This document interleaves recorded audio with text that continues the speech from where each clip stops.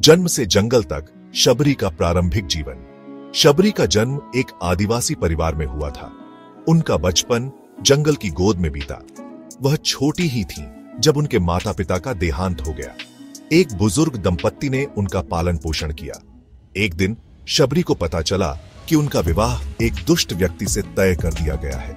यह सुनकर वह बहुत दुखी हुई। वह जानती थी कि ऐसा जीवन उनके लिए नर्क के समान होगा। शबरी ने फैसला किया कि वह अपना जीवन धर्म के मार्ग पर व्यतीत करेंगी। एक रात चुपके से वह घर छोड़कर जंगल की ओर भाग गई। वह एक ऐसे गुरु की तलाश में थी जो उन्हें जीवन का सही मार्ग दिखा सके। गुरु की शरण में ऋषिमतंग और शबरी की शिक्षा। बहुत दिनों तक भटकने के बाद शबरी ऋषिमतंग के आश्रम पहुंची। ऋषिमतंग एक महान तपस्वी थे। उन्होंने शबरी को शरण दी और उन्हें अपना शिष्य बना लिया।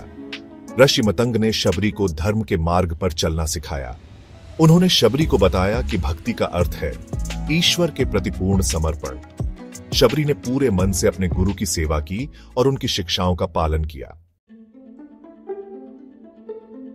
प्रतीक्षा की अग्नि परीक्षा, राम के दर्शन की आशा। एक दिन ऋषिमतंग ने शबरी को बताया कि भगवान राम जल्द ही उनके आश्रम आएंगे। यह सुनकर शबरी की खुशी का ठिकाना न रहा। उन्होंने पूरे मन से भगवान राम के आगमन की तैयारी शुरू कर दी। दिन महीनों में और महीने सालों में बदल गए, लेकिन भगवान राम नहीं आए। फिर भी शबरी की आस्था और भक्ति कम नहीं हुई। वह हर दिन आश्रम की सफाई करती, फूल बीनती और भगवान राम के आने का इंतजार करती रहीं। समर्पण की पराकाष्ठा, बेर छककर भगवान को खिलाना। एक दिन शबरी को जंगल में मीठे बेर दिखाई दिए। उन्होंने सोचा कि इन्हें तोड़कर भगवान राम के लिए रखना चाहिए, लेकिन शबरी यह भी चाहती थी कि भगवान को केवल मीठे बेर ही मिले। इसीलिए शबरी हर बेर को छककर देखती और जो बेर मीठा होता उसे एक अलग पत्ते में रख देती। जब सारे मीठे बेर इकट्ठा हो गए तो शबरी ने उन्हें प्रेम से एक टोकरी में सजा दिया। अंततः वह दिन आ ही गया जिसका शबरी को बेसब्री से इंतजार था। भगवान राम अपने भाई लक्ष्मण के साथ शबरी के आश्रम पहुंचे।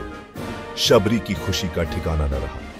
उन्होंने दौड़कर भगवान राम के चरण स्पर्श किए और उन्हें प्रणाम किया। भगवान राम ने शबरी के प्रेम और भक्ति को पहचाना। उन्होंने शबरी को आशीर्वाद दिया और उनके आश्रम में कुछ देर विश्राम करने का निश्चय किया। सेक्शन 6, प्रेम और स्वीकृति। राम द्वारा शबरी के भक्तिभाव का सम्मान। शबरी ने भगवान राम और लक्ष्मण का खूब आदर सत्कार किया। उन्होंने भगवान राम को वे बेर भी अर्पित किए जो उन्होंने उनके लिए विशेष रूप से चुने थे।